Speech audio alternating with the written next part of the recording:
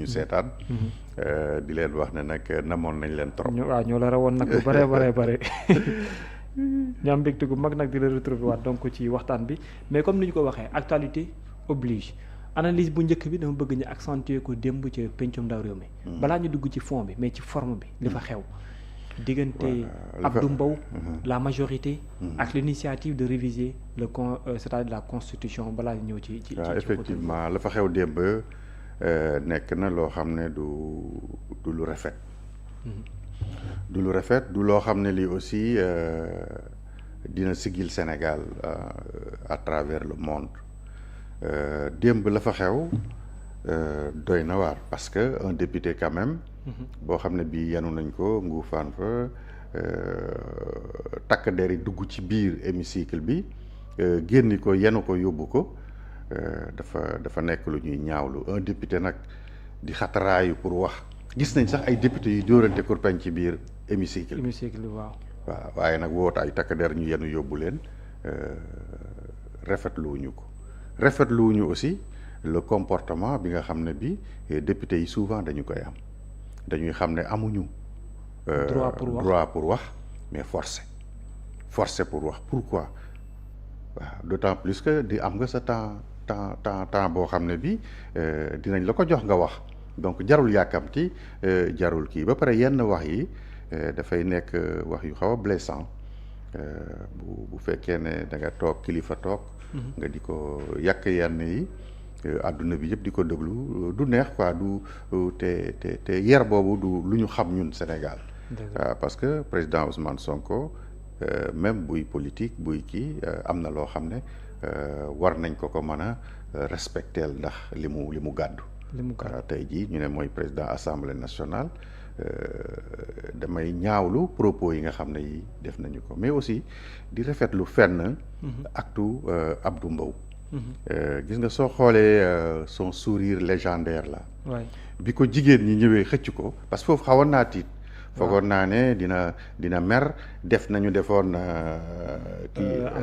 Aminata Ndiaye ñi bi parce que foofu bi ay jigéen ñëwee moom ba ay jigéen ñëwee di ko xëcc man xawoon naa ragal di yaakaar ne waa kii mais mën na fippu wala mu bëmax leen wala mu gaañ leen mais mu may leen un sourire boo xam ne bi siggil na góor yëpp quoi waaw j'étais très content ba ma gisee ne bëmaxu leen laalu leen sourire leen mais je pense que ça a été quand même un acte. foofu retenu la mooy image yi ngay gis. waaw retenu voilà fii ni gis nga mu ngi voilà toujours mu ngi nii di sourire donc fii man dama ko rafetlu trop.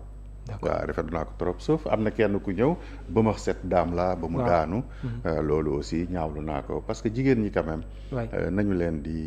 nañu leen di sécuriser dañ leen di sargal nañ leen di quel que soit xam nga dañu kii rek gis nga may mun a busoo xëy na jéggalu waaw jigéen moo mel noonu yenn saa yi dañuy am xadar rek am xëtal noonu jub kii mais finalement après elle se ressaisissent donc li fa am rafetul daal rafetul nekk na loo xam ne li ñaawlu nañ ko bu baax a baax alors mais après avec le temps également aussi am na une question boo xam ne bëgg naa ko partager ak yow ñoom dañ jàppoon ne c'était leur initiative te objectif atteint noonu loolu lañ ko waxee est-ce que réellement pour yow aussi aller dans ce sens-là on peut parler d'objectif atteint vu circonstances yi ak le contexte ak li nga xam ne moo dajale woon nit ñi au niveau de l'hémicycle enjeu aussi non xam nga Ousmane Sonko fii laa la ko waxee woon waaw waxoon nee naa la xam nga Yérim wax na ko aussi temps yële gars yi dal ci kawam mais qu'on le veuille ou pas Ousmane c'est un politicien et pas n'importe quel politicien Ousmane Sonko bi mu nekkee primature fexe na ba ñëpp foog ne moo téye réew moom lu mu bëgg nit ñi foog nit ñi xalaat nit ñi loolu la ñuy xalaat loolu la leen di jox loolu la leen di jox ba pare nit ñi dañuy nangu loolu mu dem assemblée won leen ne fële amu fa woon pouvoir mais fii moom moo téye pouvoir fii réew mi moom sax moo gën a fort président de la République mu ngi doog a am pouvoir gëmloo leen ko mu ngi doog a am pouvoir ba nit ñi gëm ko ba tey jii foog nañu ne lii mu bëgg nii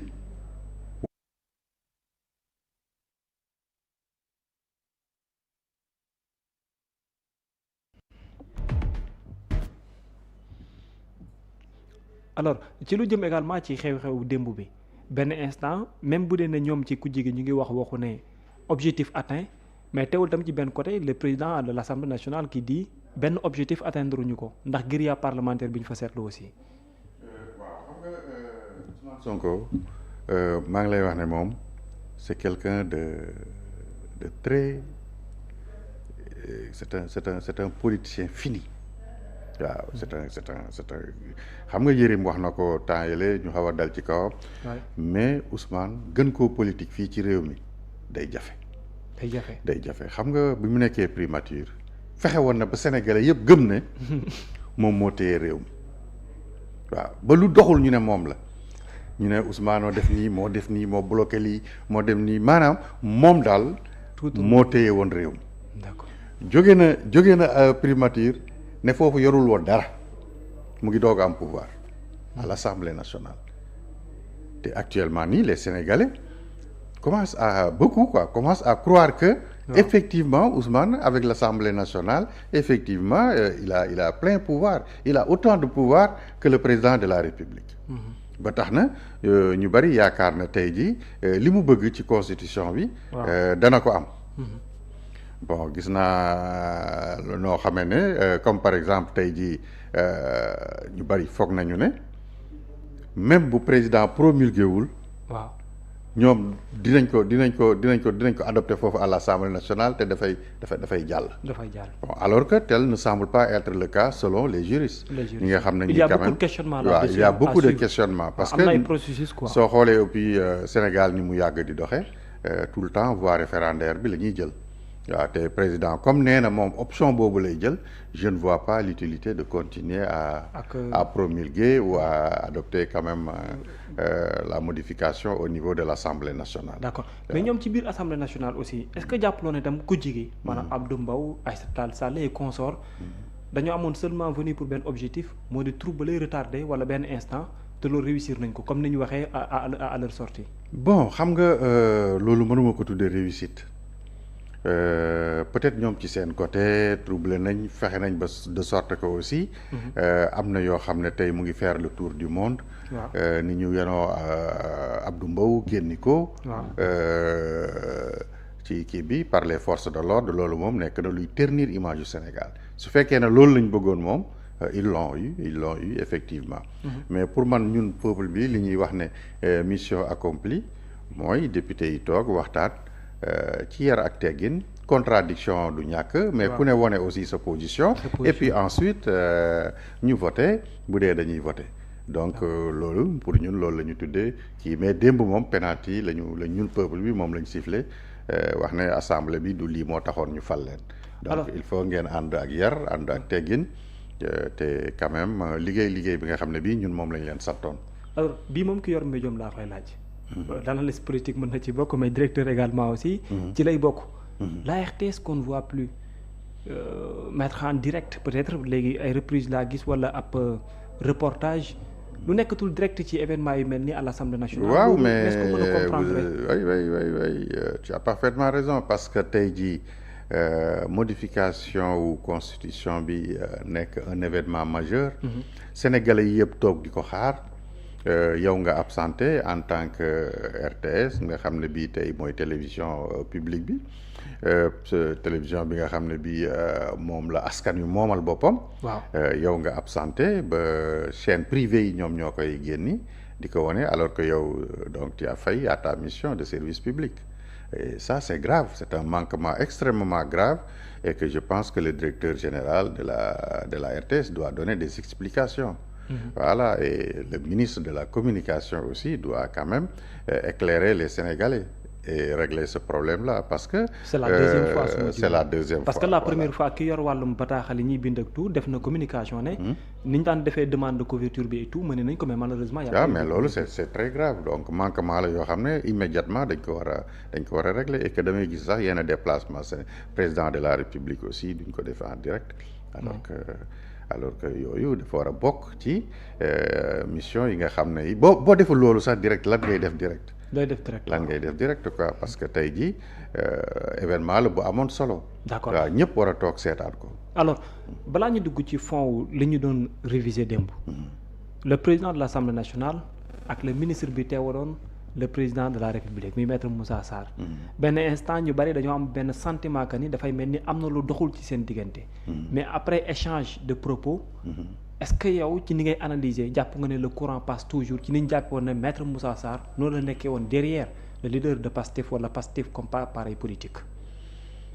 bon je ne sais pas lan nga bëgg. maanaam est-ce que ni ñu meroon ba léegi ñu ngi koy mel. bon xam nga parce que nee nañ dafa falu bees mu mel ni ku ko sànni xeer. non maître Moussa Sarr du façon du c'est pas du nature am quoi. du nature am te boo xoolee démb il a donné beaucoup de respect au président Ousmane Sonko. waaw beaucoup waaw xam nga félicité na ko wax na son parcours d'ailleurs sax coalition Diomaye président mittitlu nañ ko trop. waaw mittitlu nañ ko trop. neexul leen. non du tout d'autant plus que aussi li leen gën a mitti mooy mu toog en tant que ministre de la République Ousmane Sonko di lancer yenn pics au président de la République au président Diomaye ça aurait été un autre ministre dafay jóg dem yoonam mais il a encaissé. par élégance waaw loolu moo lay xamal ne donc bariwul loo xam ne lii lu ñagas lu dox seen diggante non je ne pense pas parce que c'est un homme sincère que bu ma xam daal boo xam ne li nekk ci moom lay dox c'est pas un homme faux. donc nekk na loo xam ne effectivement même xam naa bu delloo dana dégg ay retour yoo xam ne yi du ko neex parce que quand même les gens se sont dit mais kii lan lay def fii. d'accord de un jàpp nañ ne sax ñoom warul woon dem parce que ba mu demee commission wax na leen li mu leen war a wax président bind na wax ne day yóbbu affaire bi référendum ñoom ils ont passé outre donc amatul lu mu fay def. d'accord am na ñoo xam ne noonu lañ gisee am ñoo xam ne gisee nañ ne même bu dee dem na mais buñ naree nekk foofu di xas président wala di ko wax yenn manquement yi il devait quitter immédiatement dem yoonam parce que li mu waroon a wax na ko ba pare. d'accord discours de clôture bi déglu nga ko. bu président de Pastef. loo ci jàngat. diggante moom président de la République et tout. waaw mais d'abord démb am na loo xam ne peut-être manque d'expérience la mais wala aussi nga xam ne Ousmane yenn saa yi ni mu ko bëggee la koy defee. est-ce que duñu ko bëggee maanaam waaw parce que toog ci perchoir bi. waaw toog ci perchoir bi mel ni ku nekk conférence de presse loolu nekk na loo xam ne lu inédit la Sénégal donc Ousmane Sonko lu ko saf rek lay def moom ni mu ko sentiré mais pas ni mu war a demee et démb bari na loo xam ne li ñaawlu nañ ko ci trop parce que du woon foofu mooy place bi.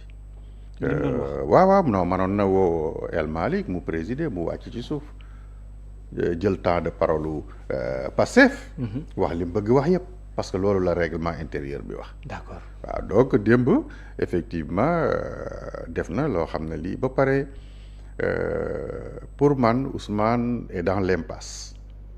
dans l'impasse. waaw il est dans l'impasse maanaam il est dans son dernier retranchement. avec le président Diomaye. pour dire. xam nga waxtaan nañu fii ma ne la Diomaye yàkkamtiwul li muy def te dafa mel ni ay ponkal ñoo koy coacher. waaw il y va mollo ndànk mais sûrement.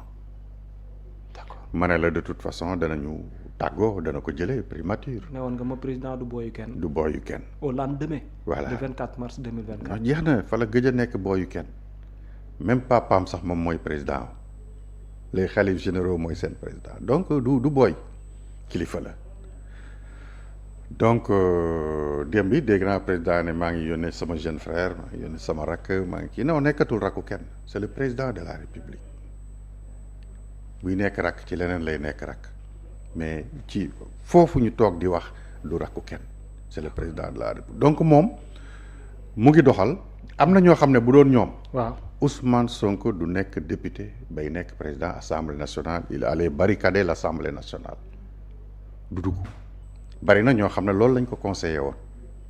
président Diomaye. waaye ne ko demoon nañoo moom ci sens boobu. effectivement ne ko kii warul dem assemblée warul dem mu ne leen war na dem moom gis-gisam dañ ko bàyyi ba pare nañ sécuriser assemblée nationale bari na ñoo xam ne ñi. aussi jàpp nañu ne Ousmane Sonko dafa violer procédure yëpp ñëw toog nekk président assemblée nationale mais comme Diomaye yàkkamtewul bien que ci gis-gisu observateur yu bari jàpp nañu ne il a trop donné à Ousmane Sonko mais moom comme dafa dem ci logique gu dem référendum jarul xuloo jarul xeex. ñu bari sax jàpp ne ñoom ñaar ba léegi. waaw dut boobu maanaam effectivement conséquence bi loolu lay indi mais ku jàngat bu baax di nga xam ne ñoom ñaar seen diggante li fa des bareetul. c'est fini donc masla ak rafetal moo fi ne te ci loolu la Diomaye nekk di jéem a gérer ak image am aussi parce que un président de la République bu ñu la commencé di wax ne way yow tu as trahi way yow nangam ak nangam. mën na am lu muy def ci yow sa image donc mu ngi koy sàmm ba fu mu mën a yem et que assemblée nationale bi certainement da koy dissoudre te comme du koy dissoudre aussi coow li mën naa bañ a bari waaw mën na bañ a bari donc bientôt ñoom dañuy dem vacances et puis ensuite voilà il va dissoudre l'assemblée nationale et que yóbbu kii bi référendum donc jàpp ne comme yooyu yëpp day am jarul xeex jarul xuloo te Sénégal dafa war a dem ci ay Jeux olympiques yaa ngi ñëw bëgguñu mu nekk ci période de trouble ak yu mel noonu ba pare bailleur de fonds yi ñu ngi toog di xool réew mi. donc instabilité bu taxawee yooyu yëpp daf ko paramètre la yoo xam ne daf ko xool xam ne effectivement ça ne vaut pas la peine.